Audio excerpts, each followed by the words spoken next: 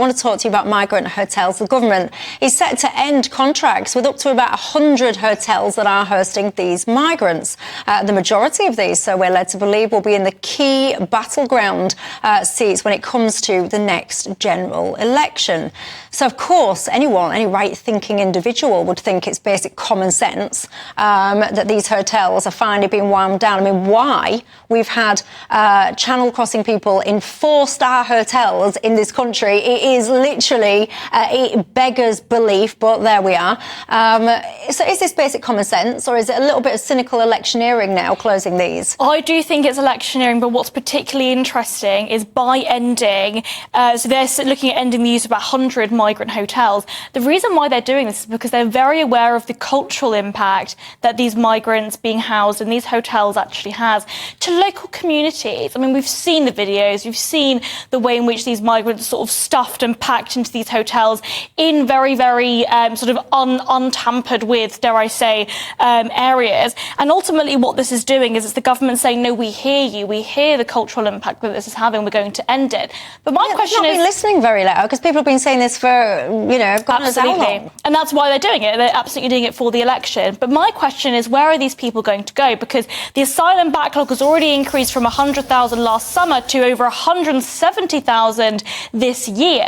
Where are these people going to go? And what are the Home Office doing? Why are they not getting off and actually doing those things and actually processing those applications? Because ultimately, whilst these people are here in limbo, they're not going to be deported and they're just going to be staying here twiddling their thumbs.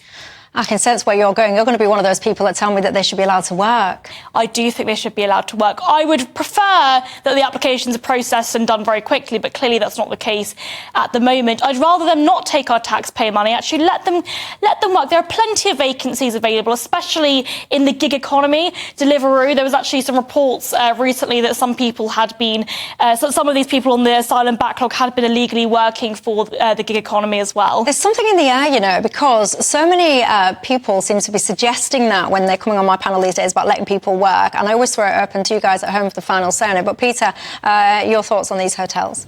Well, it's about 12%, the Labour Party said, about 12% are being closed. So actually a great chunk of them, the majority, are not being closed. And the Times newspaper, which is not particularly a cheerleader for the Labour Party, said exactly what you said, that the hotels being picked are in election battlegrounds or swing seats. So that, I think, allows one to be a little bit cynical about the motivations on it. But let's zoom out from that, which is we're spending about £8 million a day on hotels. Robert Jenrick, who is a Conservative immigration minister defending his own government, says the government policy is unacceptable.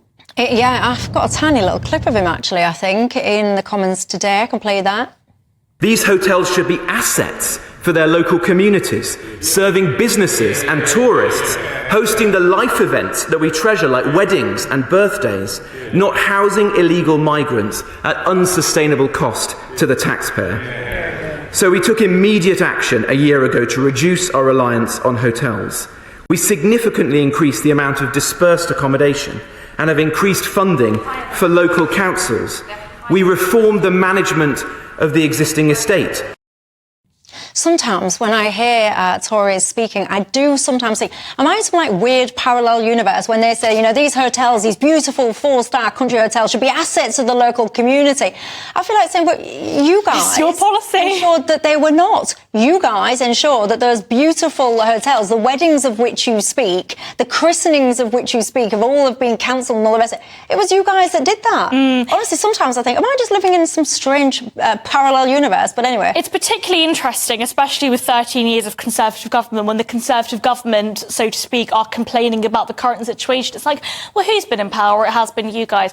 I do think that when it comes, across the board with regard to migration, it's been a very, very difficult situation for the government themselves. The Home Office civil servants have resulted in some resistance as well. And credit where it is due to the Tories, right? Because they have been trying to put people, whether it's on places like the Bibi Stockholm or whatever, send them over to Rwanda. And every single time they try and get away from the policy of the hotels to do things like just discuss, it is people from the left that immediately start crying about human rights, start crying about floating prisons and all the rest of it. And they scupper the Tories at each corner. Well, you used the phrase parallel reality, and I thought that when I heard Jenrick say immediate action, on your VT just now, when the first big migrant crisis in recent times was 2016, so 7 years is his definition of immediate.